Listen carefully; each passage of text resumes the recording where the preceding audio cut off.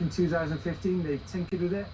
And not only have you got such things as the fantastic geometry, remember it's adjustable geometry on this bike, got great component specs, got a fantastic motor. When you're doing technical uphill trails, this bike has got a little bit of overrun, which means you can conquer some of the tricky stuff while you get a bit of a breather while you're doing so. But more than all that, I think it's the fact, it's the integration of this bike. It's the remote, it's the display, and also it's the app. It really is a complete package, like none other on the market, I think.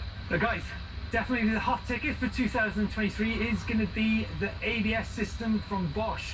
But what bikes are going to feature that, you might well ask? Well, I can tell you, they're going to be Cube, KTM and Focus for definite.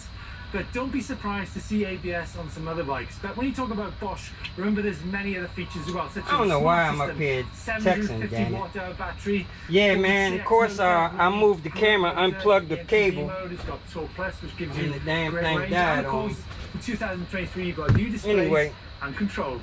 Some other Bosch bikes are of note for the year ahead. Take a look at the white E160 for sure, and also the Radon range, offering great value. Now here at the Husqvarna booth at Verbia, I was hoping that maybe the new mountain cross bikes would be on display or for test. They're not. Let's see, I'm gonna plug up to my little power pack this time, the year of the Husqvarna bike, so that don't happen the again. Shimano Auto Shift and free shift technology on bikes in 2023. Oh well, can't do that. This This thing did. But more than that, bikes with Link Glide. Now Link Glide is the more durable drivetrain, so from, you know, we've talked about prices, we've talked about looks. Let's not forget that reliability and longevity is certainly on people's hot list when it comes to a new mountain bike. We have ridden many other incredible Shimano bikes, which will continue to deliver in 2023. Going across the floor, I know I'm a trip Most on it. notably in this mix is the Santa Cruz Heckler, 150mm travel, and available either as a 29 front and rear option or the MX mixed wheel size. Lively, attractive, and very balanced, just as Danny Mack proved to us up in Scotland. Then of course there is the YT Decoy, again another bike available in a huge range of component specifications and of course slightly lower prices. There's a couple of others on that list, folks, and one of them is definitely the Merida. Now Merida, the E160 is a bike I spent a lot of time on. Great value for money, so you get good components for a good price for these bikes. But what's quite surprising, even though I say that 150, 160, 160, 170 is definitely the sweet spot, if you don't live in tough terrain, then why not try a 140? And the Merida E140 is definitely on the list of bikes I choose. Now, we've talked about price being really important for your choice of e-bike in 2023. So too is looks. When it comes to looks, that's pretty black and white. That's down to you, the purchaser. But I think there's a few on the market which I want to turn your attention to. First one is the Scott Patron. It's another one of these 160mm travel bikes, the 29-inch wheels, front and rear, Bosch motor. And I think the key thing about this bike is that how everything is integrated and tucked out the way. But when I say it's black and white, that's a full carbon bike, around about 10 grand. There's other ones. Let me introduce you over here to the Common Sal bike. This is Trent doing his first. Man, they had one of them bikes was $60-something thousand. 29-inch wheels front and rear, and 160. What's the name got one? So we saw the Scott bike there, 10,000 euros. Jay Leno. This bike, it's got an aluminium. And I think that's the same one that Simon crashed. It's a lot of money, but a lot of bike, that's for sure. It's easy to forget, whilst we're here talking about some very beautiful bikes, not actually inexpensive bikes, the ones we've been covering so far. That's a hell of a bike, boy. Let's not forget that e-bikes come in all shapes and sizes, and also we've had some great times in 2022 on some more budget bikes such as the Caliber bike, the Decathlon bikes, and also some of the DIY kits which we've been experimenting with Ray. These all come in, you know, at less than €1,000, and if you're going to be riding on forest tracks or smooth single track, these are certainly bikes that you need to tune into. It's going to be crates over here and find some mountain bike, and I can assure you, if you've never ridden an e-mountain bike before, those are fantastic starter bikes. If we go on to this type of terrain here, which is in Verbia, you definitely do need to tap into some of the full suspension bikes for sure. Now, one of the highlights for me in 2022 for sure was a chance to get a ride on the Flyer Uprock X. The reason for that is that the heart of this bike is the Panasonic GX Ultimate motor. Now, when you put this bike in perspective, the rear perspective, that motor kicks out at 19 meters tall. Definitely is up there with the Bosch motor. It's quiet, there's a lovely power delivery on it. But more than that, the bike itself, I think it's one of the most good looking bikes on the market, arguably. Matt behind the camera thinks so as well.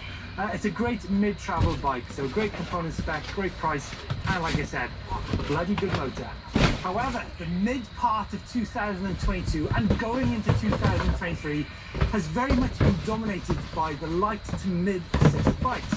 It's funny to think actually that there's as much of those type of bikes in the market nowadays as there is full power bikes.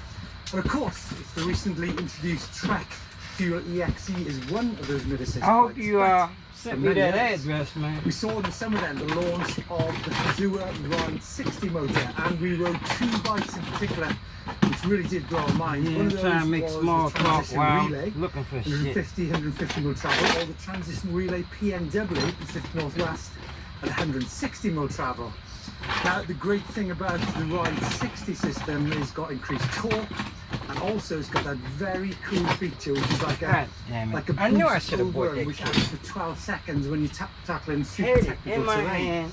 Very quiet Assortment. motor, peak power over 400 watts. Why didn't and I bikes buy which really do look very streamlined. So, Transition Relay, very much on the list, and also Yeah, the it was Pivot Shuttle stupid. SL. Now, the Bought every SL damn comes in thing else. 132 mil travel rear, 150 mil up front, but the geometry of that bike really Definitely did blow us didn't away. need. We rode some full-on sort of downhill trails in Austria near the Hahnenkamm.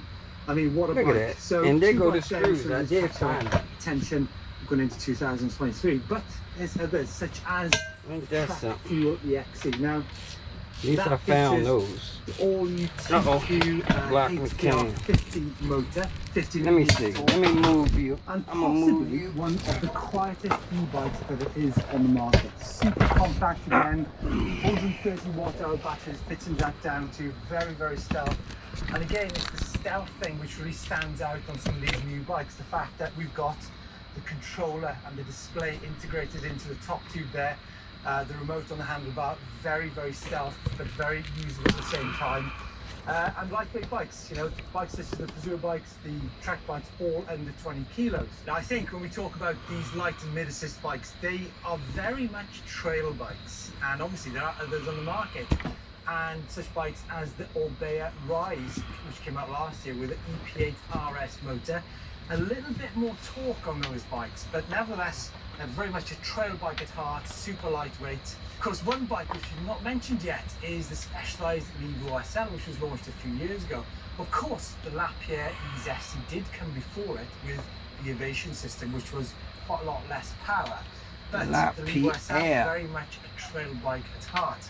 But I'm actually going to contradict myself here for a second, because in as much as these light power bikes are on the whole trail bikes, there is one bike, and that is Canevo SL, 180 mil travel front and rear, which is an absolute rocket ship in downhill situations. So very much a shuttle style bike in that respect. But one thing I do want to point out when it comes to light and mid assist bikes is the intended use, but also the fact that I think that some of those bikes that I've just mentioned will see continued development in the next 12 months. So don't be surprised to see some changes on some of those bikes. But when it comes to the intended use, now a light and mid assist bike is fantastic at fire tracks. It's great at single track climbs such as this one I've just come up now.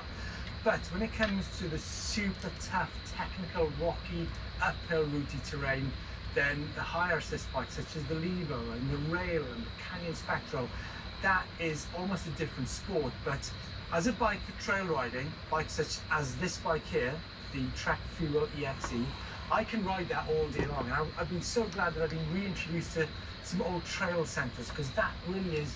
This stud down here is jacked up So with that because in mind, let's turn to some a man more accidentally, hot topics on the market. he had the Great things about the hot Kazoo wire festivals, on this yes, stud you initially, get the mainstream and bikes, accidentally you bumped come across the some ground into spectacle it, bikes, I and think in the last few years, you know, Honda has been one of the had a bikes. huge Great spark components almost such as EXT shocks from Italy. Welded the nut on there. So yes, but it got the stud all jacked up. I can't get the nut started. This is a very special motor. It's got great power. It's quiet. It's got good power delivery as well. So yes, it's always something to give you a pain in the ass. More than that, get to ride them too. Now, two bikes that should be on your radar for 2023 are the Norco Sight 150, 160, and the Norco Range 170, 180. Now, there's a few reasons for this, and the first one is the fact it's got good geometry, and secondly, the fact that this bike comes in 3 different battery capacities. I think you've got a 500, a 630, and a 900 watt-hour option. So huge range from the Range and the Sight. But more than that is the fact that Norco actually give you a very in-depth setup guide for you to set up your suspension. That's the one I should have had the right so nut on. really good backup from the guys from Norco. Okay, when it comes to racing, here is the bike, the Lapierre EWorld GLP2. Now this is the bike developed by Nico Vulios, who's won the EWS series, that's the EWorld series, E-Class several times. 160, 170, it's got the Bosch motor on there. But what is special about this bike is the placing of the battery. It is central there. So when you ride this bike, you can actually move the front wheel and the back wheel really easy. So it's possibly one of the most maneuverable 160 bikes on the market for sure. And definitely one you guys should get out and have a test. Yeah, this one is going to be a pain in the butt tap. Prospects for 2023. I think 22 so far has been pretty much the story of the new mid-assist bikes from the likes of Trek with the TQ motor and the Transition Relay and the Pivot Shuttle SL featuring the Fazua Ride 60 system. But that little stud is all jacked up. Now got the threads a choice is to make, many of us. Do we go for the mid-assist bikes that weigh around about 17, 18 kilos, or do you go for the full power e-mountain bike, which, you know, 85, 80, 90 newton meters, weighing in not actually that much more. You know, you can get some bikes such as the Trek Rail, which I mentioned earlier, you know, 21 kilos. So there's not, I think come on, be nice. Actually closer to the full power bikes than they are to the mountain bikes, which some people believe. So I think if you're in the technical uphill trails, go for the full power bike every day of the week. If the type of terrain you ride is more kind of like fire road uplift and then downhill sections, then, or trail sections as well, the mid-assist bike is definitely one option for doing that kind of riding. But I'm going to leave you with something giving me the blues that shouldn't even be giving me the blues. 2023. Please let us know what you think are on the hit list. Any questions, please. You know what, I'm going to have to get that started with no wires on it. Maybe that's the only thing I can do. My content, and we'll see you next time, folks. Get them threads fixed.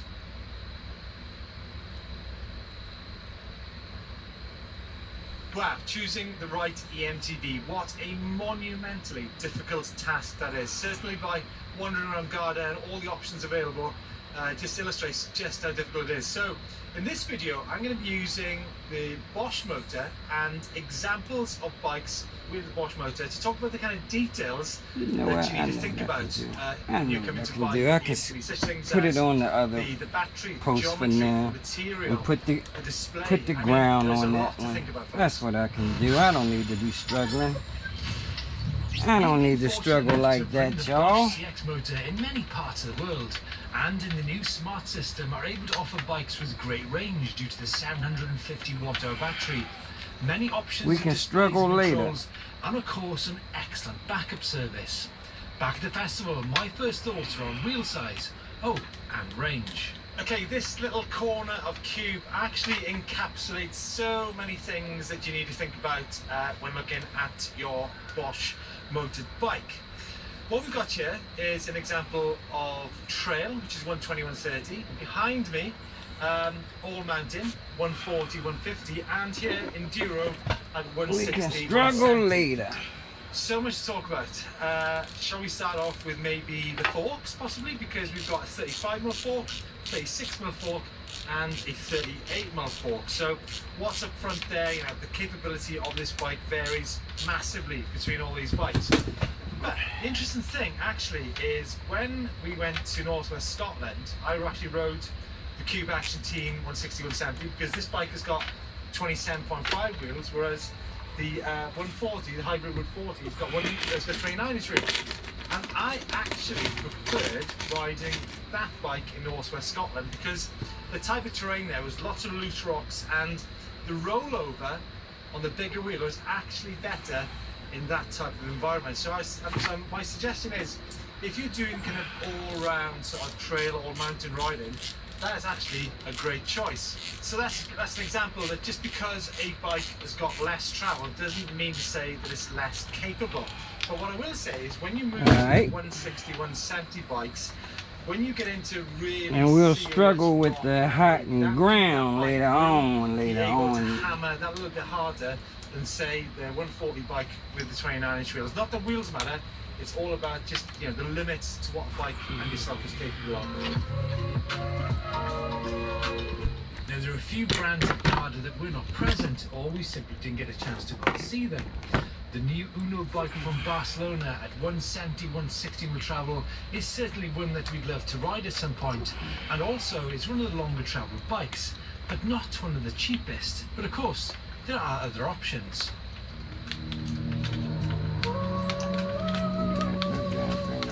Now, 170 mil travel is in the kind of enduro, super enduro bracket, and that kind of travel means it's for some serious trouble out in the hills, big rocks, roots, now tracks, our little hall sensor connector that we had to modify. What you need to bear in mind, if you're choosing 170 bikes for you, such things as the fork, because this is the all-new Rad-On Deft, and this particular model here, which I think is the middle version, comes with a Fox 36 fork, whereas top-end bike comes with a 38. Does it matter? It kind of does, and it kind of doesn't. I think it depends on just how much trouble you intend to in on the bike. And the other thing to bear in mind as well is the fact of the display. Now, Bosch comes now we got to put an XT90 on this particular version, just some comes power with wire and no display, whereas the top-end bike comes with the display on the stem there. So a couple of things to bear in mind there if you're just choosing a 170 bike. One other thing to bear in mind when we're talking about materials actually is it's not just simply a case of the frame being carbon or aluminium. Most of the time you will get bikes which have got a carbon front end and actually an aluminium swinging arm. The swinging arm is made up of the seat stay and also the chain stay. So as you can imagine, this kind of area might be prone to rock strike. So I don't know, it's a difficult one, but like I said, you will see many bikes with that combination on them. One other thing to bear in mind particularly on a kind of 170 or a 200 mil bike, is actually whether there's a coil or an air shock on there. Does it matter? Well, it kind of does and it doesn't, but what you need to bear in mind is if you're going to be riding the bike without a backpack or anything in it, then you probably will need to have a different suspension setup for every time you ride. So it's actually easier to change the suspension settings on an air shock than it is on a coil shock, because you will need different springs to do that.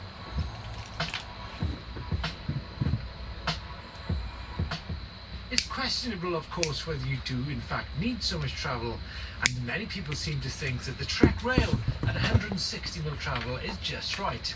It was also an opportunity for me to trim off some of that plastic. Wow, so mental. Just a little bit. It's that time of day where the beers are getting rolled out and it's getting a bit kind of noisy. But yeah, time to talk maybe about 150 mil travel bikes. Now this is the Trek Rail. It's actually 150 and a 164, but I think this amount of travel, this is sort of all mountain territory. That's the kind of put a wide tire on it just for a little extra. It's great. It's a great all-round amount of travel. It's good for descending. Still super capable on the climbing, but related to that is actually the geometry numbers. Final 750 bike if you've got the wrong geometry. Now, if you were to ask me what my favorite geo figures are, regardless of the bike, I would say this is actually a good example. We're looking at, I think, 450 chainstay, 345 bottom bracket, a reach on say a size large of around about 485, 76 C-tube angle, because C-tube angle is important for the climbing. You need to have it quite relatively steep so it pushes more pressure onto the front tyre, and possibly a 64-65 head tube angle. Hey, you remember how nice and neat it was up in here at first, right? I'm gonna show you how stuff get helter-skelter when I start working and start slinging shit everywhere. Bike of around 150, 160 mil is a great option. Such bikes will allow you to ride a range of trails, especially when I'm live on stage and give you comfort, I'm trying to hurry up. And confidence. Here then are some of our top tips. The Scott Patron, a beautifully this live stuff special features makes me a little nervous too. This is certainly a bike to check out. The EWorld FS from Portugal, offering just a little bit componentry. And then the Nikolai, one of the few bikes to offer belt drive. But more than this, if you're super tall or want something custom. Alright, so y'all can see. I know y'all couldn't see from way back there. Y'all see what's going on up in there. It's tight. Both on 29-inch wheels. And when it comes to what I'm gonna do is, I think I can put the other connector ends on there, even though they ain't going to nothing, just so. Of course, having a monster range of Bosch equipped bikes, as we saw at Eurobike last year. They ain't The sitting battery, open. does it matter? Yes, it does, the battery capacity, but also the way it's mounted, because if you're taking your bike on holiday and say you're staying in a hotel, it is much easier to put, say, the bike in the basement and take the battery out, don't take it to your room to charge. That ain't gonna do nothing but make it more messy up in here, though. Won't let you do that. It's already so messy. The way it dismounts is actually quite important. On this Canton material here, you simply undo the clip there and it pops out the front. But there's lots of other options of dismounting, as we'll see today. Already ain't no damn room, as is.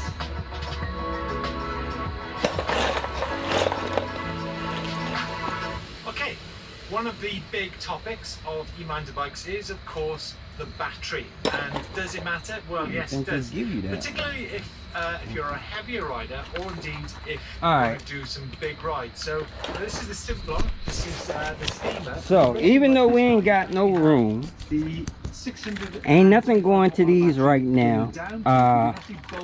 I will eventually have to hook up the ignition and the low brake Obviously, if you're a lighter rider, and say you possibly like 50 or 60 kilos, then you probably won't need to possibly have something massive else, batteries, but on your bike. But yeah, for let's right face it, now, the more juice in the tank, the better, right? we can put those ends on there just so Now here's one. I'm going to actually put Stefan Schlee on the spot. nothing Stefan, can get up in them, even though ain't question for nothing you. getting How up do in you it choose the anyway. best mountain bike with a Bosch motor?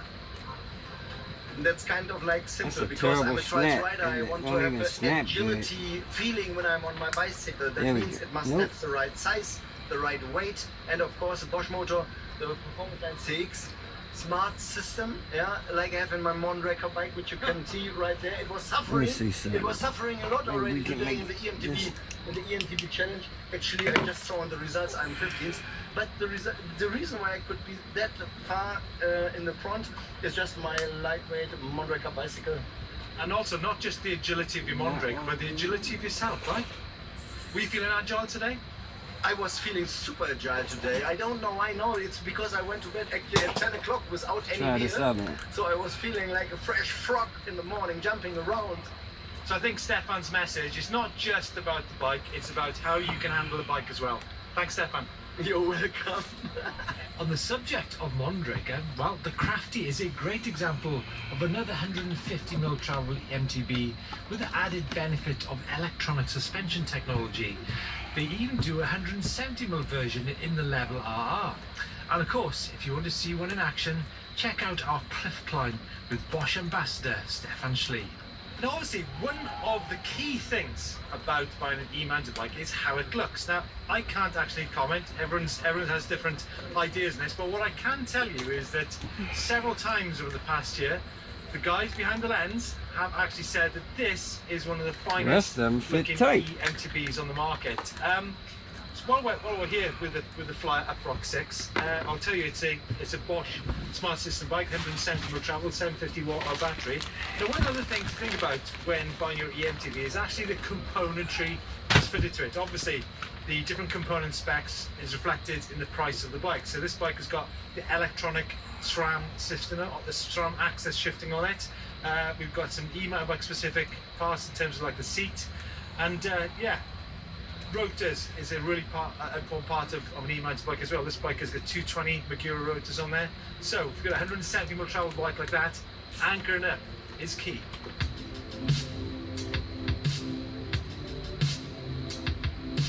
Okay, so frame material, does it matter? What we got there, folks? Well, we've got carbon or aluminium, and of course some bikes come with a mix of both.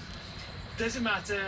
Yes, but what you need to understand is, do the engineers and designers know what they're doing? I mean, the integrity of the construction is probably more important than actually the material itself. Now, for example, Trek, they've been in the carbon business for, crikey, I don't know, 25 years or more, so they actually know how to work the material, and they've also got their own kind of patents out in the manufacturing process. So I think when it comes to materials, it's all about the flex and stiffness balance, which you might have heard me talk about many times. How do you know if it's got good flex and stiffness? Well, the bike needs to be comfortable. If the bike is too stiff, then it'll actually become there'll be a lot of fatigue in the ride when you ride it. So if you're looking at a full carbon, too stiff carbon frame with carbon wheels, then some of those can sometimes be a little bit harsh. However, you can still have like I said, I don't even know why I'm doing all that, because I'm definitely going to have to go back up in there. Too. So it's a complicated story when it comes down to materials, for sure. So there you go, a selection of Bosch bikes, including ones with the smart system, which comprises the e-bike flow app, control display, and 750 watt-hour battery. And in terms of the drive unit, the Bosch CX motor has 4 modes. The motor outputs can be adjusted. It's quite compact, has great features such as EMTB mode, a kind of automatic mode for e-bikes, and of course extended boost, which allows you to tackle super technical climbs. But remember, there are still older system bikes equally as capable. Okay, so we talked earlier about the all-new smart system with Bosch, and obviously part of that is the 750 watt-hour battery, but there's still bikes out there with the older system with smaller capacity batteries. So wait for this guy to walk past. This has got a 625 watt-hour battery, and I think one of the big differences is actually the availability of the types of display for those bikes. Also, there's the e-bike flow app. We'll talk about that later. So we'll go here to the Corotec, and now this is an example of a 180 mil travel Bosch equipped bike, and 27.5 wheels coil shock. Now this is the kind of travel bike which Chris uses a lot, like I mentioned previously. Man, there's so many Chris's in the e-bike world, man. Everybody's name is Chris. I don't know if y'all, maybe y'all don't notice that, but unfortunately, I have to notice it. Well, guys, I'm exhausted. Everybody's name is Chris. But lots of detail to think about there. And please let us know your thoughts, any comments you've got, any questions.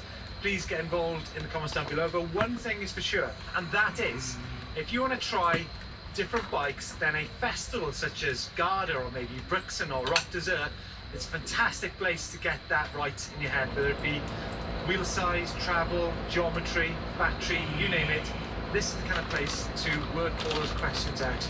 So yeah, thanks for joining us. Please subscribe to EMBN for lots of other e-mountain bike content, whether it be maintenance or travel or racing, all there on the channel. So give us a thumbs up if you like this video, and we'll see you next time.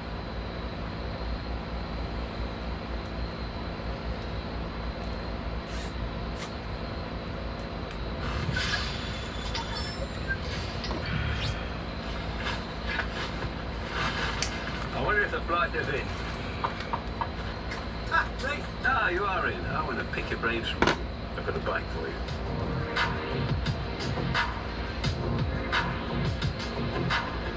It seems Ray has grand designs on building the ultimate DIY kit, transforming a bike that was gathering dust in someone's shed into an EMTB that can live with the 4- and 5-figure state-of-the-art e-bikes at the moment.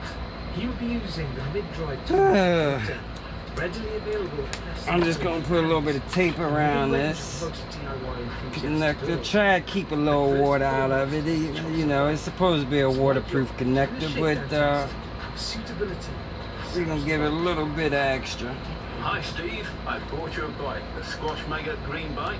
Just look at this bit of kit. It cost me £300 second hand, and I want you to try it out with your skills and tell me if it's the bike that I should be upgrading with a nice Tongshen. Stuff that up in there.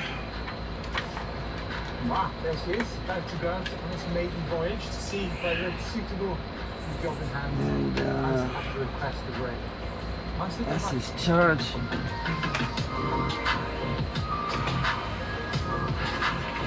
I'm now out and about riding the kind of trails which you reasonably expect to ride on a bike like this. We've got 8 gears in the back, we've got 3 up front, we've got hydraulic disc brakes, 29-inch wheels. First impressions, that's pretty cool. I mean, those 29-inch wheels roll over the bumps. Yeah, absolutely no problem whatsoever. The thing is with Ray's project, we've got to Alright, that's your charge plug right there. And this is the charge side of the BMS. Just get out into the woods, into the hills. And I have to say, I'm actually enjoying it quite a lot. Wow. On my first nollie. Wow, that wasn't too good. How that was on there. Climbing for Wow. 10-15 minutes. And Well, that's the Onyx battery. the batteries I almost now forgot like where that battery came from. That's terrible. They had a terrible connection on there, but okay. Tiny little gear up front. But We it gonna is a fix it. painfully slow task. And I had to get up and push. Gonna put that on there. So, there's the hill known as the bitch, and pretty much almost got to the top, but did have to get up and push near the summit. And like I mentioned, I'm reasonably fit, so people who are new to mountain biking, possibly the kind of people who will be buying a bike such as this and converting it, probably might not be able to do such a climb. And obviously there are harder climbs out there, as we will find out. But Ray, yes, I think my first impressions and conclusion as to the suitability of this bike in the woods and in the hills is very, very positive indeed. Wheel size, good sizing, hydraulic brakes, yeah, so I think over to you, Ray.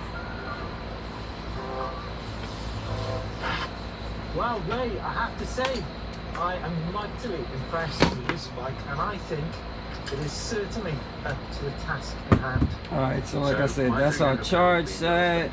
Absolutely. And the BMS. And these are going to his charge connector right there. The second thing is So rather than I'm gonna connect those up. Yeah, absolutely. And the third thing? The third thing is it's cheap to do. Well, what are you looking at? Sub £1,000? Oh, absolutely. I'm looking at $650. Wow! Maybe if I buy a better battery, $750. Ray, I'm looking forward to seeing you do this. I can't wait to get going. What's in the box? Here we are. We got the motor first of all. This is a Tongshen, £250, takes 3 days to arrive. Very small but neat. Oh, I like that. Display. I like that. Doesn't take up much room. Very good. Tells you everything you want to know. If you want to get a bigger one later to know more, no problem. 2 cranks. Don't know why we got cranks, but we got them. 1 shim set, 1 spanner. A lot of people like that. Instructions. I never read the instructions. Set of cables. Sound like me. It'll even drive a front and back light. Unbelievable. Everything you need. All in all, a very simple, easy to fit kit. Well, so you think? No. I know about these things, and this is as simple as it gets. You're missing one thing, Ray. What about the battery? Ah, it's around here somewhere. We're gonna use these Here it is. This is just soldered a small one, but it'll heat get us shrink going. And if we want a bigger connectors one, that's got the solder in them already.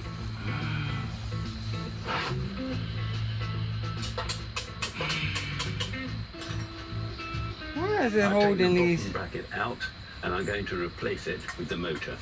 Now, when you put the motor in, you'll see that that's concentric, and it's quite an easy job. You slide it in. When it comes in, it's captured by this ring nut. Now, the good thing about this ring nut is that it's fairly easy to put on. There it goes. But if you want to adjust it later on, let's say you've got a crank on there. I gotta get take the pedal off, and you can run used to being live on camera, down, Mr. Mike. And you can tighten it up in situ, so you don't have to take it apart. Even though I've been on camera all 400 videos, I'll never be live. It's a little different. To make sure that they go in properly. Just a little bit. And there it is. The next thing you have to do is to make a measurement on the other side to make sure. All right, let me turn this thing down. But yeah, it's a little different. That's just as it should be. But next we have to look over the other side to see that the especially when I ain't got nothing to talk about. It's not pushing against the down tube or the chainstay. We're checking the down tube, that's clear. But when we look round at the fact, we find on the chainstay it's not clear. The inner part of the motor is touching this, so we've got to put a shim in there to draw this slightly out. The shim is about 2.5 millimeters, and I want 2 mils clearance, so I'm going to be half a millimeter clearance. Waiting on my, I guess I can talk about waiting on my parts. I'd be glad when they get here, even though I try to put a rush on them. There we are. But it seemed like it's getting cold. I seen the guys was already complaining about it was too damn cold to ride, so I don't know. It ain't never too cold to ride for me. I strap up. I don't care nothing about the cold. Be squared off by the 2 flanges on the bottom bracket, and it won't be pushed out of line by the chainstay. I'm gonna use some bright yellow heat shrink. Through there, right? Very important, because otherwise the motor will run at an angle and it won't be true. It's got to be absolutely square. And there you have it. Next, we're going to fit the anti-rotation bracket, and this goes underneath the motor and it secures to the frame, so the motor will not rotate in the opposite direction when it's got power on. So place the securing bolt ready. There she goes, and you can see there's a flange on there to hold it square. Now this is going to go up underneath, and it's going to... Yeah, I think there's some kind of way I'm gonna have to figure out how I can do this through a Zoom call, so everybody can be talking, you know. The only thing is, I don't think I'll ever have that many people on here where as though it'd be more than the limit for a Zoom call. I don't know what the limit is, but I've been on a Zoom call with about 15. Has it been that many? At least 10 people I know. And there we go. So we're in position. So yeah, if I can do a Zoom call with a good webcam. Washers in the kit when it comes, and it's absolutely necessary to put them on. That's all I need. Vibration, and it will shake so that it just goes open. So a spring washer, or the alternative is a lock nut? You can use a lock nut, or you can use a flange nut like that. That's a flange nut. Yeah, I know I should have a torch, with a but nylon back to it. You can I use don't. anything like that if you can get it A little in. too much The heat. reason you need these is so that the bolts don't come loose. You will need one of these, there's no doubt about it, and they make a lovely noise. The cable comes out from the display right here. I've made up a little rubber tube. This slips up in the hole like that, and I'll push it up a bit further in a minute, and this goes straight to the motor. The motor connection is right there. The reason I put this rubber cover on here, slipped it on from this end over the plug, is that this is an electrical cable and there might be sharp edges inside, and I don't want that to be destroyed or upset. Putting a speed sensor on the non-drive side, here we go. Alright. Done. It's battery time. We have 2 options. Either a small battery goes in a water bottle holder, or we have something slightly larger.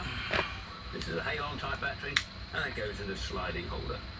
Whichever battery you go for, you've got to have some sort of connector, and the X60s are pretty good because you can snap them off and change the battery if you want to. When you get the battery, it comes with this lead on it. And so, boy. Unless you've got these connectors already for it. Let me see.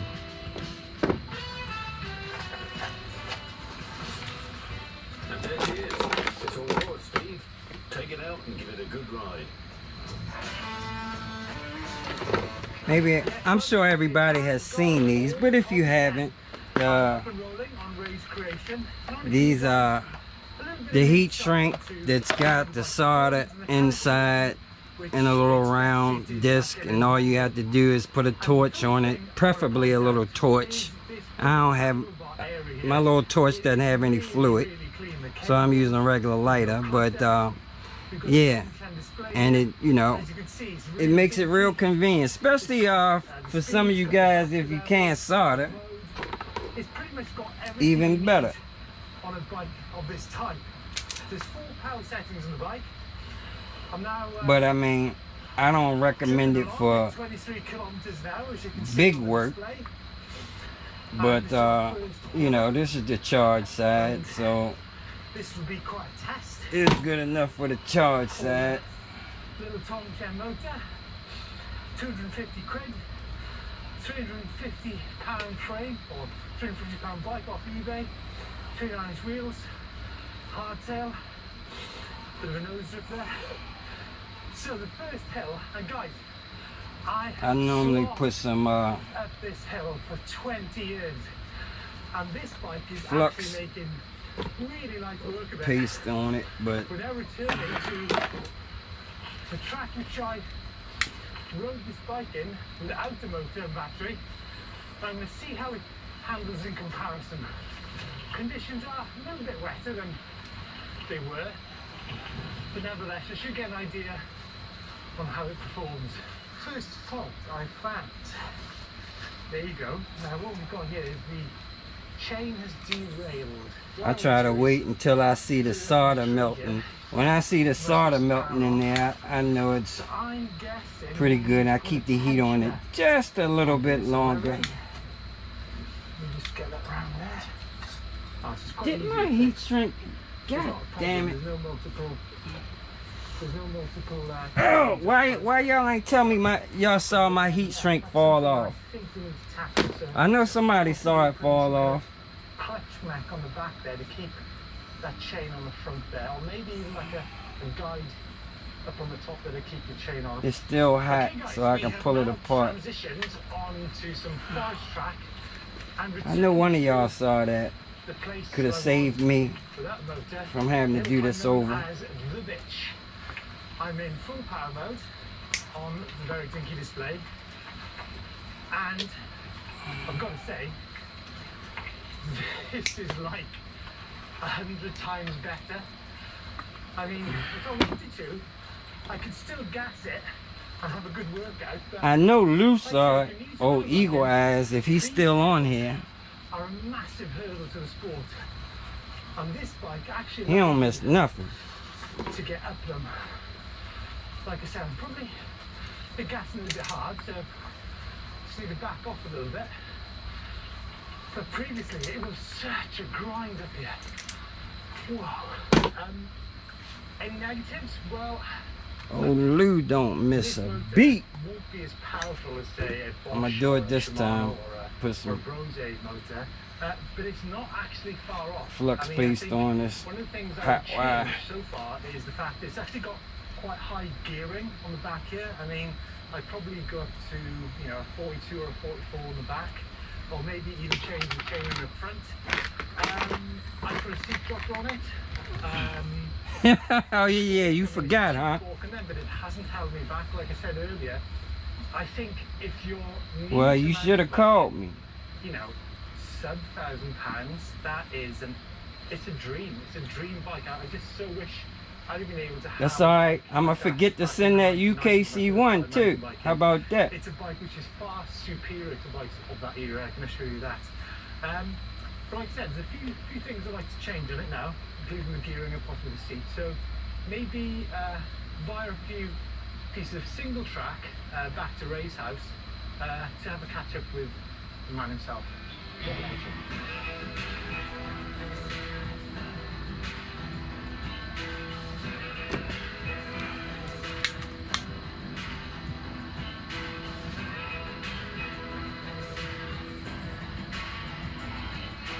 Ray, I really get my technique better with these things. I think it's better to heat the ends up first.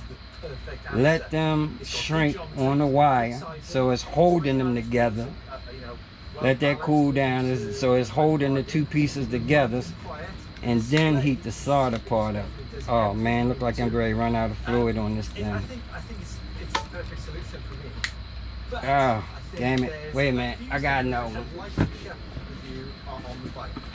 Now the first thing is that the chain ring, the chain comes off the chain on the right. I don't think the gearing on the back is actually built for purpose. It's a little bit too high geared, so if you can use this bike as a commuter bike, I think it's great on the road, but I think you need lower gears on the back. And the final thing is, I'm not into the battery area. I think it's a little bit ugly. I think something a bit neater would be the answer. A small bottle battery. Yeah. That's what you need. Can we do that? You certainly can. You can go for 5 or 9, which is really good, and that'll give you 280 watts, 340 watts, somewhere around there, and that would be fine. What about the derailleur, the gearing? I'm not into it. I think we can be improved on that. Do you know, I was in Epping Forest and I saw some guys and they had at the back in the hub, and they were really good. And the great thing about it was they were coming in first. Out of 10 guys, they came in first. The guys that seemed the last 3, they just had the derailleurs and they've been cleaning muck off there. Let's see what's going on here. Okay. An integrated gear hub. Well, I mean, to Darcy to say a heat gun. I mean, a heat gun, I can melt the heat shrink, but I don't know if that heat gun actually, well, not the one I have. I don't think it'll melt that solder. Now, supposedly, you're supposed to be able to use a heat gun on those, but not that Harbor Freight joint I got. And I got the cheap one because I'm cheap Charlie. So maybe if I would have got the halfway decent one, I may could have used it. But mine is just a little bit hotter than a blow dryer. Just a little bit.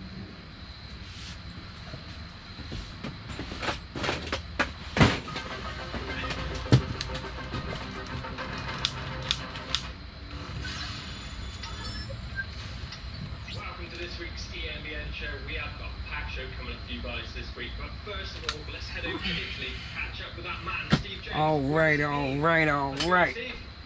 Yeah, great, thanks, Chris. It's been busy months on the road for sure. I mean, it started off with which seems like almost the few peeps I got here, y'all must be bored as ish. But I appreciate y'all. But yeah. I think they call it Motor Valley, which is moderner. Some very cool sort of details on it, like the Zax motor, the roll-off hub, and the geometry. What is this other? Do I got somebody in the chat soliciting some buttocks or something? Who is this splitter person back here, man? What the hell is they talking about? Yesterday we went to see. Can I bounce people up out of here? Oh man, yeah, splitter gotta go. Yeah, I think, dang, why y'all ain't tell me about this winch? Products is very bright. I mean, today we're literally about 200 meters from the Chinese factory, so we're gonna pop in there to have a look at a bit of two-wheel history. But yeah, it's been a crazy 2 months. Obviously, there's the IAA show we went to. We saw the new Scott bike there. And alright, it was quite funny because I think I got splitter gone. Somebody must be splitting them in his hind parts. Quite different. Yeah. Him, her, I don't know what that was. The one thing I want to mention is the EWS e-race that you did. Literally 9 space there. We traded from drinking wine and beer. Fill me in. Come on. Anyway, while that's chilling for a minute, I'm gonna give y'all a different view of what's going on over here. Show y'all what they talking about, whatever they talking about. I ain't been listening. Maybe somebody been listening. Yeah, 12 stages, 80 kilometers. I forgot what his name is. Climbing. You know, I've done long But he- days, such as the Tour of Mont Blanc. That's where, them e-bike dudes. 6,000 meters and 120 k's. But the fact that you're actually racing. I know I'm messing with y'all ears right now. I'm trying to tighten up this. That probably 8 of those stages had uphill sections that started the stage, followed by like a 6-minute descent. So, you know, you're in the red. Man, dude be riding some expensive mountain bikes, boy. An hour in maximum heart rate. He kind of old too. 2 hours of threshold. If he ain't old, he look which old. is, you know, it's a really big gap. So is it, as you were You expecting, see that? Everything was all neat, but you see how discombobulated it is? Just that quick? It could be worse, to be honest. I got to the last stage and Jack was like, why are you lying on your back with your feet in the air? I said, because I can't. He said, well, you know, you've literally got 5 minutes to get to the finish because that's when your time ends. I said, well, I can't get finished, you can't actually walk in a minute. But it's big day, like, so the day, obviously, if anyone that knows Finale area, I had this big old assortment of screws and nuts in my hand. the morning of the race, I walked Why I sat it back down and didn't get it, I don't know. exactly, yeah. Because I had found Limestone rock. the ones that I needed at the time. Not ideal, really. But yeah. Say, looking for the result, Jeremy's second on one of the stages. So what do you think it takes for a person to win those races, as in, you know, as an athlete, an all-rounder, you know, lightweight? Oh, that didn't come out of there. I think you've got, that's an interesting point, actually. I need a new bag, by the way. Somebody want to donate one. That one busting all apart. It's about the motor, blah, blah, blah, blah, blah. And, you know, I was possibly part of that argument as well, but the bottom line now is to win an EWS race, you need to, I mean, look at Nico Julio's, I mean, you know, multiple world downhill champion.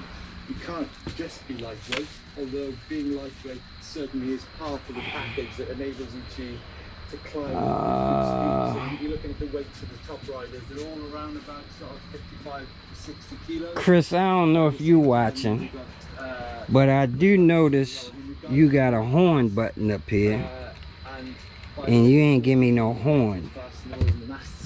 But I do have some horns. I never even opened this thing up.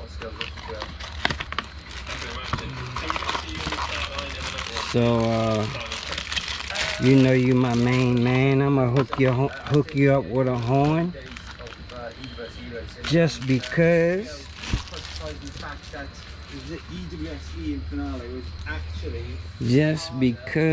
Just because.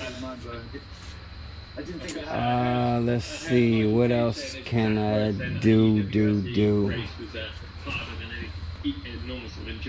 Get a bird's eye view. Oh, I gotta hook the throttle up. I guess that would help. And that's what I was supposed to be doing earlier too, pulling up the PDF for this Kelly. I got it on my phone, so I'm gonna have to wire up some very interesting content, the throttle wise and the low brake, the throttle, the low brake, I guess you need to attend to your roses for the looks of it. and a step down.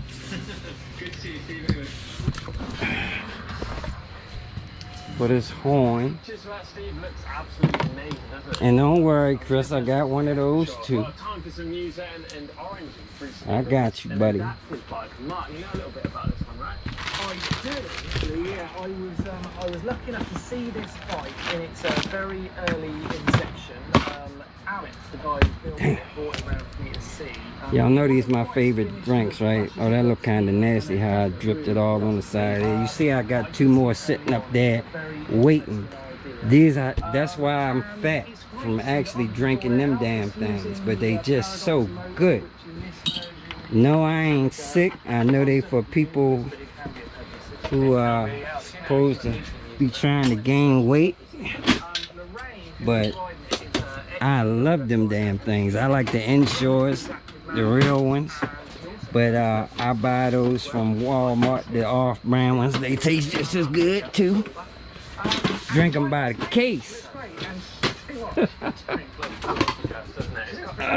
pretty big travel as well. 175mm travel. It's got 345mm clearance underneath. So you know, if you come across like a stump or something on the trail, it easily glide over it. It just looks like a Mr. Mike, I know you got a whole bunch of these. I was trying to tell some people yesterday, these are the best things you can have, man. Just for doing any kind of projects. If you just need to run a jumper wire real quick instead of, you know, having to strip an actual wire and twist it and all that, to have some of these leads with the alligator clips and just clip them in there, boom, boom, boom. Yeah. And I'm finally going to get rid of, throw this old ass soldering gun away that I had for about 20 years. Maybe more than that. Look at the tip, man. The tip is toast. Removing all that out the equation could lead to I know I had this thing for over 20 years. I don't think I'm gonna throw it away. It's got sentimental value. It could, but when we But talked about this earlier on, Chris, you described it as not fly-by-wire. no, I ain't got no damn sentimental value. Which led to quite an interesting conversation. Damn thing, it's got a short in it. It would be cool if I could do something in London. And hopefully, this Harbor Freight one can do what I needed to do. Well, no, it's actually another Weller. Duh. But I was trying to tell, who was that I was trying to tell? Somebody that you needed a heavy tip soldering iron when you want to solder big heavy wires like these big 4-gauge wires. And actually you need one a little bigger than this, but you at least, this one will work, but you got to have a heavy duty soldering iron with a heavy tip. And what I mean by that is a solid, and I mean physically heavy tip, because a heavy tip will hold the heat. If you try to solder a big wire like that with a little teeny skinny tip like that, they can't hold the heat. You will never be able to solder a big wire like that. You have to have a tip with a big heavy element.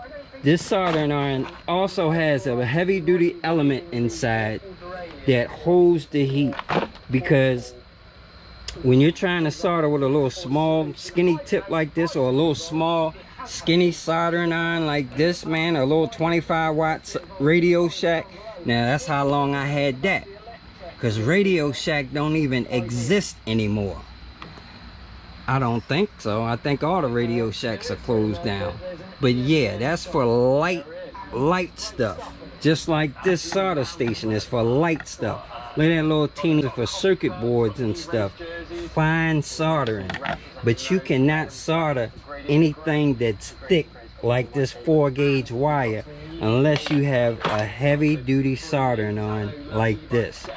And what I do also, because that's a big wire, a lot of times I will heat the wire up beforehand with a torch or something, you know, get the wire warm and hot already before I even start trying to solder it. I've seen some guys try to solder power wire and put connectors on, and I mean, they barely got just a little bit of solder melted around there. It's not even going all the way through. If you can't get that wire hot enough for the solder to flow through all the threads, you are making a high resistance end. I mean, yeah, you're gonna have problems. You got to be able to heat that wire up.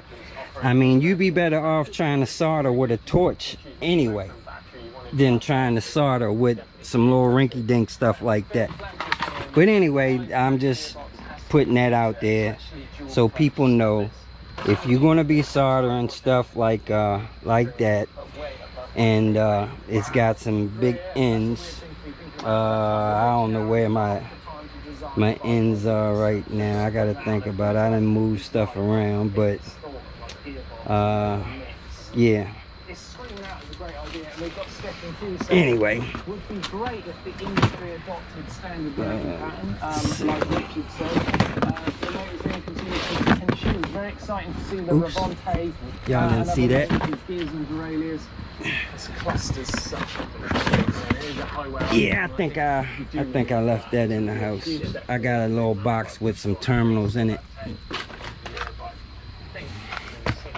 Well, these are some small terminals. I don't mean ones like this.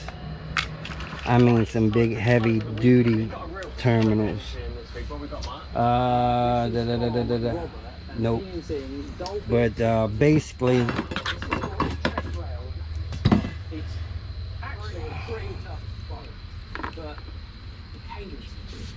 like on the inside of this connector, you see them terminals in there.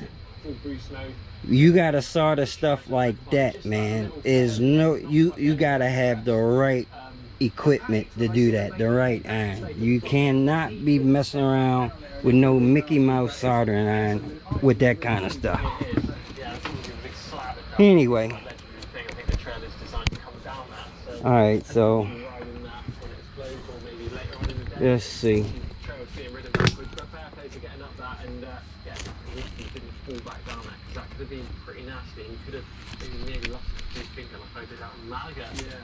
I'm probably getting ready to knock off in a minute. I can't make these videos but so long. This one, how long this thing been going? And this is part 2. I think I've been going for almost 2 hours now.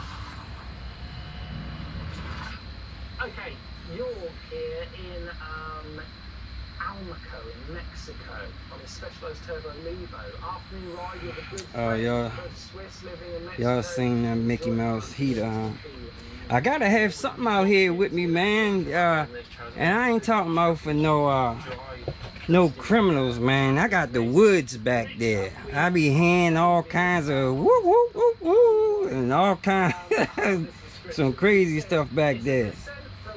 So yeah, man, I gotta have something close by. Now I got some big boy stuff in the house, but I can't afford for that stuff to get stolen or misplaced, or you know, I gotta keep that stuff under lock and key.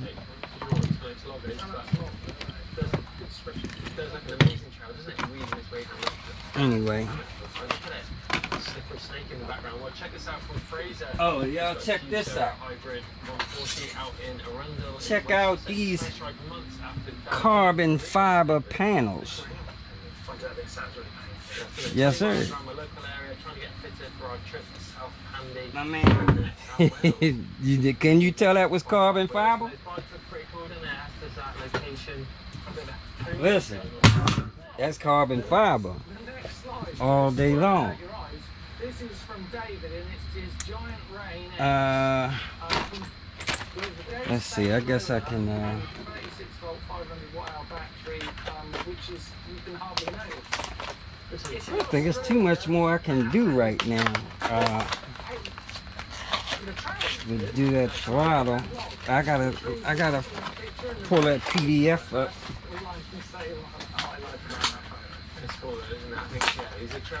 I think I'm gonna save that for next video, man. I want I did want to talk about some e-bike stuff, man, because I got to see some bikes yesterday. I'm so far behind. When you make videos all the time, you don't get to watch videos. So I had missed all the latest e-bike videos and all the new shit. That makes sense. That is a nice looking bike. I like that. Cause I'm gonna tell you that electric expo was some doo-doo. Didn't see nothing new up there. Didn't see nothing worth anything. Okay, it's time for the bike vault. But man, that video, if y'all go back to well, I think I missed it.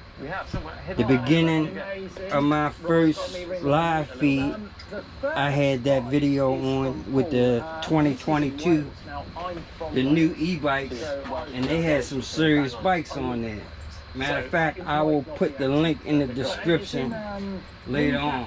Above Capel in North Wales, a 17-mile round trip passing Lincraft. Thanks to my man Lou.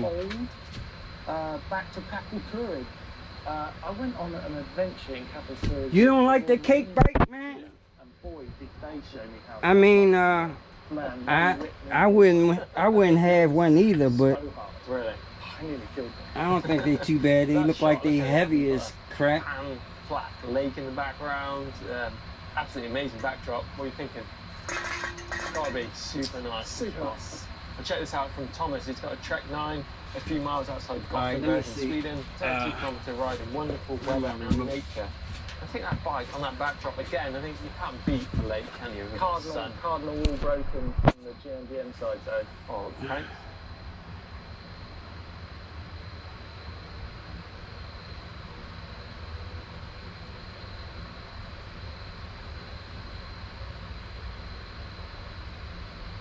Nah, that wasn't it. Full suspension frame. Was that it? Nah, let me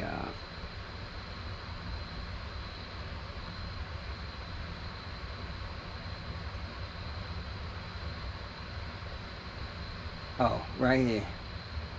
This video right here. Now I'm gonna fast forward to the data is shown on the display fixed on the see bike's where it is. handlebars. wait a minute, let me move this camera. The bike has 3 power settings. First, I know y'all can watch on your own damn TV, but just to show you what I was talking about. First, second, and reverse. The information about the chosen setting, as well as other important technical parameters, could be looked up on the interactive LCD screen.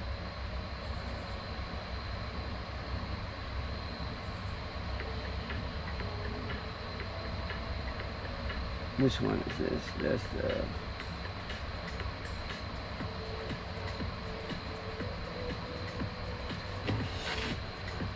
Okay, this drill bike right here, I like the way that frame looks, Drill man. One Evo is a lightweight electric dirt bike that is But it's produced mid-drive, by of course. CZEM, a motorcycle manufacturing company. You see from the way Czech that chain Republic. was flapping around? The model is offered in 4 modifications that were specifically developed for the needs of enduro, downhill, or trail riders. The company's engineers worked out custom tire and wheel setups to suit the needs of certain types of riders. In terms of powertrain components and performance characteristics, all modifications of Drill One Evo have many resemblances. The Mr. powertrain Mike, is I ain't got no represented by an sound, electric or was motor that a with 11 couple kilowatts minutes of ago? nominal and 15 kilowatts of peak output. When paired up to a 42 amp hour battery pack, this dirt bike can reach the top speed of 56 miles per hour and offer continuous riding sessions up to 2.5 hours. The information about available battery charge and other vital performance data is shown on the display fixed on the bike's handlebars. The engine can work in one of 3 available performance modes. Every mode has a certain preset power value, as well as certain regenerated braking values. The most severe power settings could be used to charge the battery while coasting or going downhill. Yeah, it's easy to change on any. They all the same. The power button throttle on the Onyx RCR. What is that? I'm trying to remember what they look like, man. The power button. I rode an Onyx when I was in New York. I'm trying to remember where the power button was. Shoot. The same Belgian motorcycle professionals who gave the world an amazing Street Fighter version of Damn, Sorolla I can't Superbike remember, are man. returning with a new adventure. I done rode oriented so many project. bikes since the Trevor then. DTRE I have Stella to look is a at one. Let me, reimagining of a vintage flat tracker with a modern trellis frame. Let me and see if I can ABS pull body one up on panels. my phone It and weighs look real quick and 222 remind pounds, myself what you're talking about. Hour battery pack that Hold stores on. around 62 miles of range in an urban riding cycle.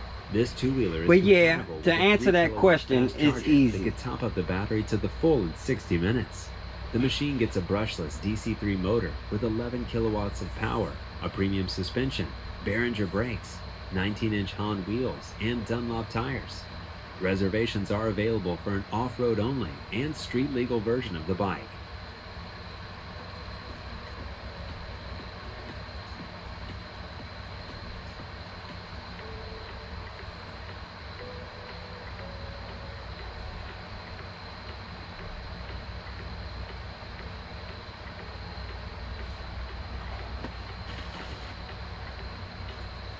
I don't like that shit.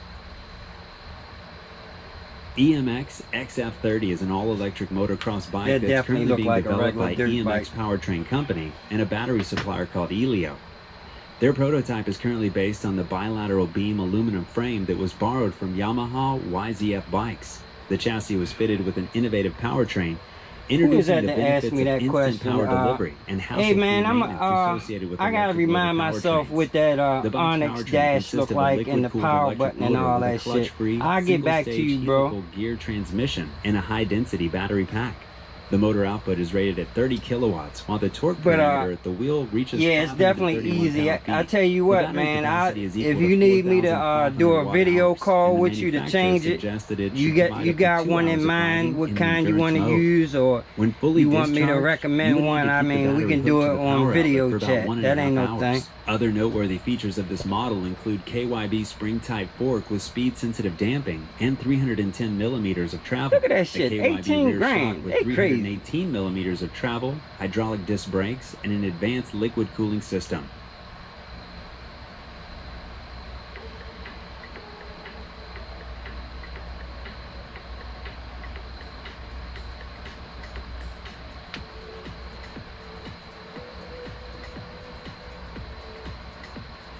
$68. That ain't no 18 grand. 68. Land Moto is an Ohio-based manufacturer of light electric motorcycles that weighs less than 200 pounds. Their current model range consists of 3 products: standard, street, and scrambler motorcycles. I didn't even see this damn Land thing. Moto designed their product as a transitional vehicle between a bicycle and a motorcycle. Each model is equipped with a smart power management system that lets you control the power output from 750 watts to 12 kilowatts. When the lowest power mode is engaged, the Land motorcycles would perform as Class 2 electric bicycles with a 20 mile per hour speed limiter. The highest power setting turns these two-wheelers into highway-ready motorcycles with 70 mile per hour speed capabilities. The standard modification comes equipped with a 1.8 kilowatt-hour battery pack with hot swapping capabilities. This battery pack is good for 40 miles of riding, but the manufacturer offers 2 longer-range battery setups with either 3.6 or 5 kilowatt-hours of additional capacity. Other standard equipment includes dual-piston front and rear brakes, Pirelli Angel City tires, Fox full-air rear suspension, inverted front forks with cartridge absolutely. internals, and aluminum wheels. The manufacturer I'm also not saying offers a I series wouldn't of get upgrades any of and them, additional but gear that you know, I includes, like but not looking at limited them, to, and I scrambler steal their tires, technology. 3 color options, shock upgrades, fender options, a digital display, and a headlight with a tail light kit. I already told you, man. In my opinion, the Bomber clone is the best platform all day, every day. You know, to make yourself a nice, inexpensive, fast-ass bike. 4 years of engineering efforts by a company from Poland have resulted in the creation of Nuba 1. It's a powerful electric bike that is destined to serve a dual purpose. Provide an electric alternative to the fans of motocross bikes. Half of these bikes look like Bomber frames anyway. For city riding. That look like a The switch big between battery on city that and thing, off-road boy. modes is said to be quick and effortless. Nuba One motorbike is offered in 2 power modifications. The higher spec model is equipped with an 18 kilowatt electric motor, while the cheaper modification gets a 10 kilowatt unit. Both modifications come with a 56 amp hour battery, which can offer up to 130 miles of continuous riding. The top speed of these bikes is limited to 68 miles per hour. The company is currently looking for ways to fund production of this e-motorbike. If you believe in the future of this model, you can place Lou, a you pre-order say you today ain't like them and receive your Denzel two-wheeler bikes, in man. 1 of I'm 3 telling you, that available man, colors: blue, the guy who red, makes or them black. bikes, man, he been building bikes for 15, 20 years ago. He had bomber bikes.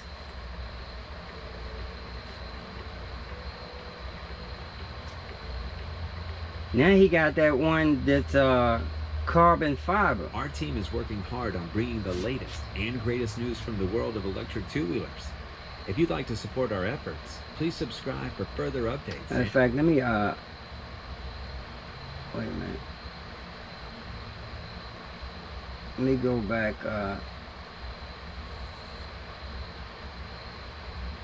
There was one in the beginning.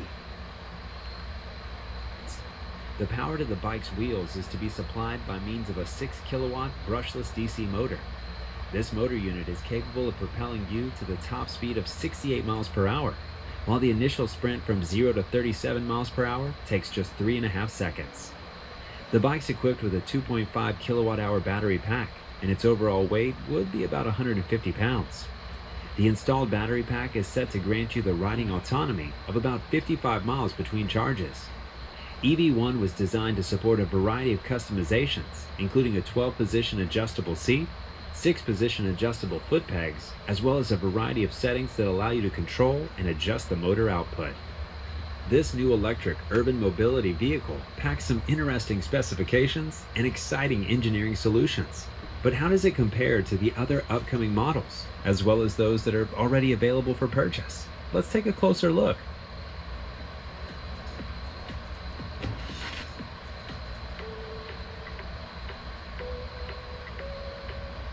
Enduro e-bikes is a Canada-based builder of custom electric bicycles that are suitable both for city commuting in the bike lanes as well as riding dirt trails, like true enduro bikes are meant to be.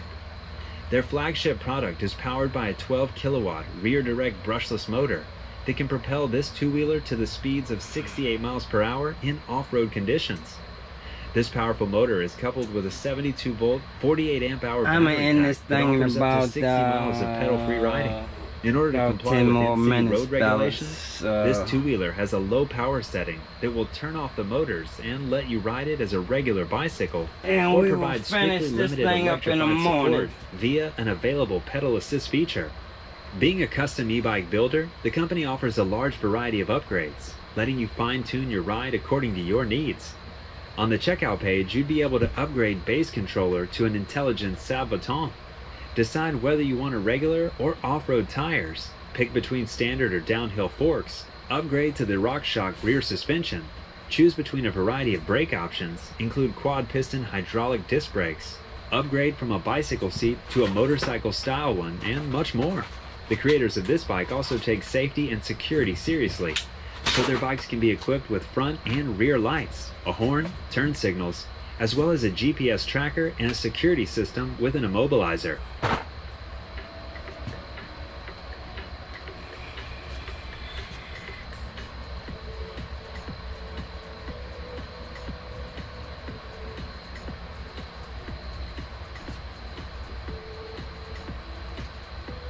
I agree with you on that, Mr. Mike, for sure. Absolutely.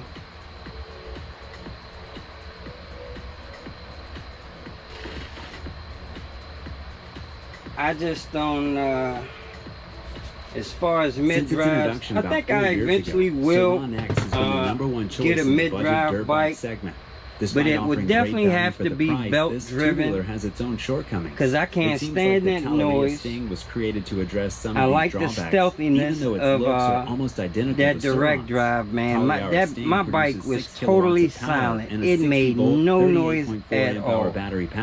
The bike utilizes a gearbox I love instead of a that, belt and I like the regen. that is found in its almost identical twin brother.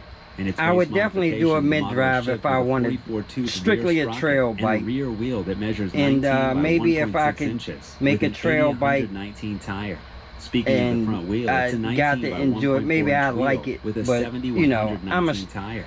I'm a The road guy. Teleria dirt bike tips the scales at 127 pounds, has hydraulic brakes, and is suspended by a D&M fork and a fast ace rear shock. The manufacturer suggests that you can travel up to 63 miles on a charge in eco mode, although riding at higher speeds drains the battery at a much higher pace. When depleted, the battery would require you to charge at the nearest power outlet for about 4 hours. If you're serious about electrified trail riding, you can purchase 2 batteries and quickly swap them to extend your range. The two-wheeler is equipped with an interactive display that shows the most important riding data, lets you switch between sport and eco riding models, as well as your regen settings.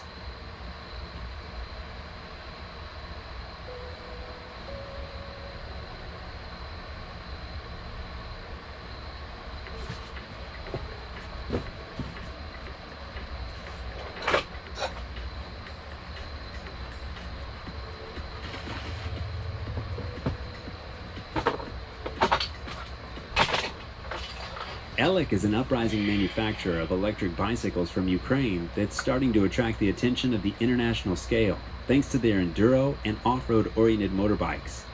The brand's lineup currently has 2 trail-oriented models, the lighter Atom Boost and the range-topping Positive MD model. Atom Boost has the frame geometry similar to the majority of enduro e-bikes out there. It is equipped with a motorcycle-style seat, but still has a set of pedals that can be used to extend your riding range. The bike's powertrain consists of a 3 kilowatt rear. I know what I'm gonna do once I finish with this bomber bike. I'm gonna go back over again because somebody wanted to know how to upgrade their phase wires. This is Frank's old motor, the regular Chinese direct drive, not a QS anything. A strictly no-name hub motor, direct drive, that originally had them little skinny 18 gauge phase wires, and I put this, see this big thick wire, I actually got this from Home Depot, and this is actually some AC wire, but it had 3 10 gauge wires in it, and I used that for my phase wires. And as you can see, that it's easy to do if you were to change the phase wires in your bike. If you take your motor apart, these coiled wires, it'll be 3 of them, and all you gotta do is solder them, unsolder the other ones, and solder in the 10 gauge ones. And like I said, I'll do another video, but I mean, it's nothing to it. If you wanted to know what they look like on the inside, you can look right at this and see it. It's nothing to them. This is for the hall sensors that I had made this board up right here to replace the hall sensors in this motor. And then I think I was in New York and somebody blew a hall sensor, and I took one. I opened up this motor and took the hall sensor out of this motor to fix their motor, and I never put it back together. But yeah, now if you look at the quality of these cheap motors, you can look at this right here. Look how they just mash, you know, instead of wrapping these neatly,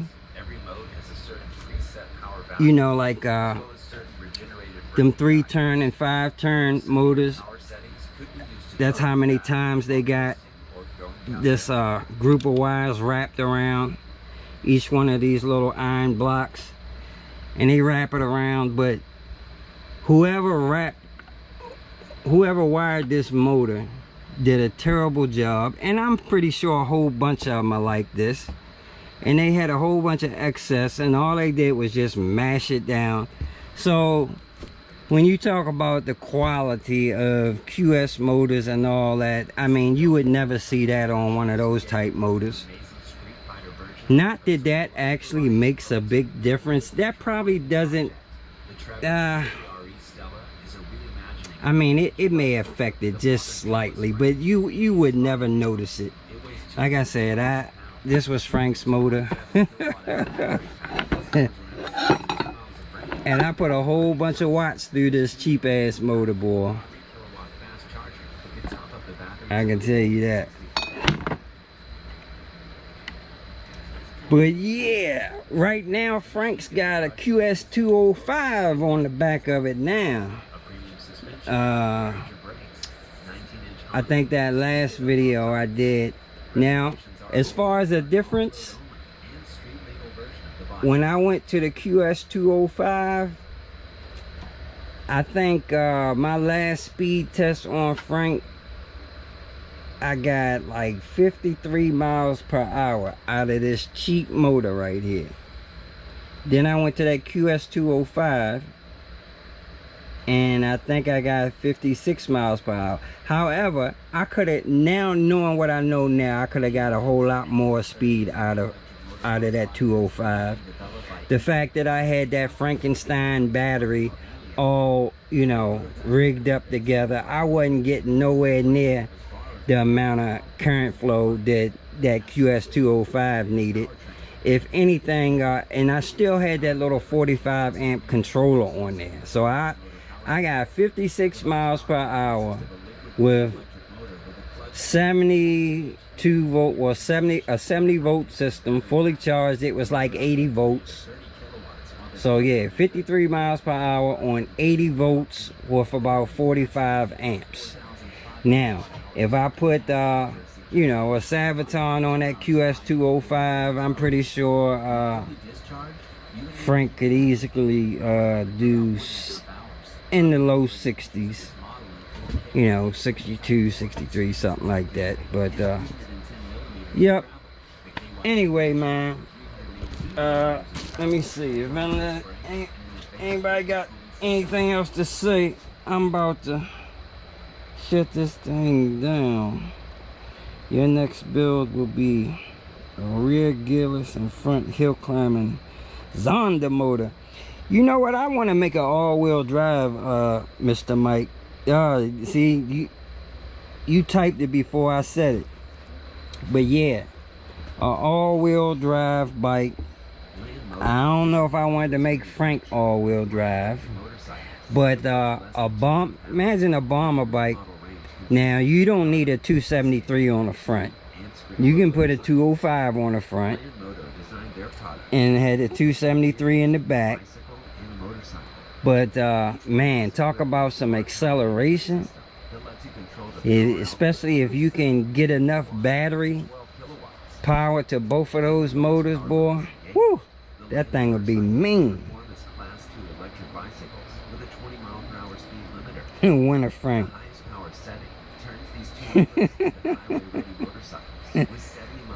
Yeah,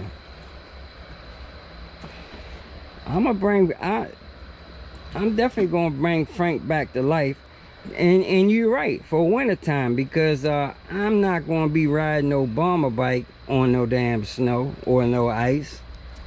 So yeah, I'll have to resurrect Frank for that bad weather for sure, because I ain't nowhere in the world I'm trying to go out on no snow or ice with no bomber bike. Not happening. Something went wrong. Try again in a few seconds. Something went wrong. What are you talking about?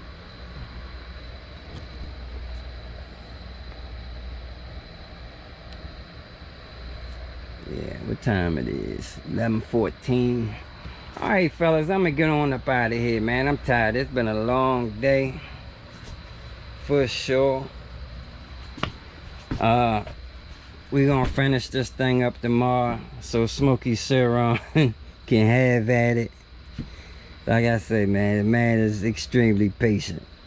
But Smokey, you see, we just about done, bro. I will definitely be finished this thing tomorrow, for sure. And if it wasn't for filming it, I'd have been finished a long time ago. Well, as soon as we had the parts. But I tell you, man, the filming and trying to get it all on video and all that. And I appreciate you letting me get it on video, man. So, yeah, appreciate the content. So, yep. Let's see. I'm gonna put, the battery actually covers that bottom hole. And that rubber mat, I'm gonna put that rubber mat and seal that bottom hole up. Look at that grommet popping out. But yeah, I'm gonna seal that up, get that grommet back in there real good, and that'll be straight. And you be rocking and rolling, man. Maybe we need to try to get a little cover for this thing. I ain't heard from Russell. I don't know what's going on with Russell, man. He is MIA. But I could get Russell to make a little cover, man. Cover that thing up. That'd be nice. Yep. But this thing is light, man. You gonna be popping wheelies and jumping hills and doing what you do. I think this bike weighs about 75 pounds, man. Imagine that.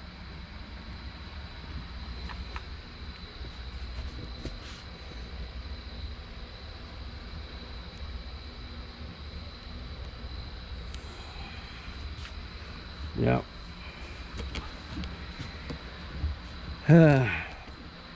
Alright, y'all. Take it easy, take care, deuces. We up out of here. I'll holler at y'all in the AM.